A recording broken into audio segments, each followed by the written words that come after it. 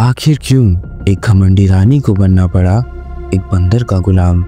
सुबह के अंधेरे में तालाब के पास एक अजीब सा मंजर था। एक औरत मिट्टी से सने कपड़ों में चारों हाथों पे चलती हुई और उसके पीछे एक भारी बदन वाला मैंड्रिल बंदर, गले में हड्डियों का हार, हाथ उसके कंधे पर जैसे एक कसम निभाई जा रही हो।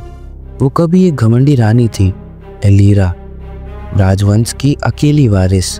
जंगल उसके लिए सिर्फ एक जमीन का टुकड़ा था, काटने, मोड़ने और जीतने लायक। पेड़ों को गिराया, नदियों का रुख पतला, जानवरों को जैसे खेतों की जमीन समझा और उसने सोचा मैं विजय पा रही हूँ।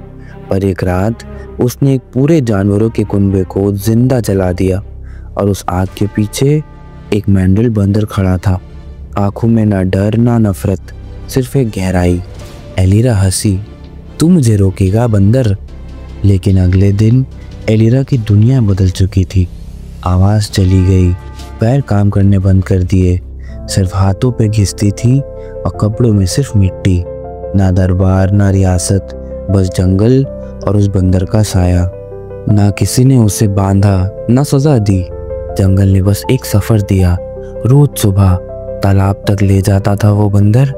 ना गुस्सा ना दया ना कोई मारपीट, सिर्फ एक शांत मजबूत साथ।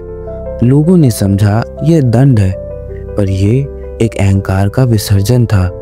रोज एक टुकड़ा उसके घमंड का गिरता गया और रोज वो औरत थोड़ा थोड़ा करके इंसान बनने लगी। साल बीत गए, एलीरा ने कभी कुछ नहीं बोला, पर जंगल उसकी खामोशी को सुन रहा था। आंखों में गम नहीं था, बस एक स्मृति थी कि वो एक रानी थी और वो सब कुछ जीतना चाहती थी। फिर एक सुबह जब जंगल में बिल्कुल सन्नाटा था, एलीरा रुक गई तालाब के सामने।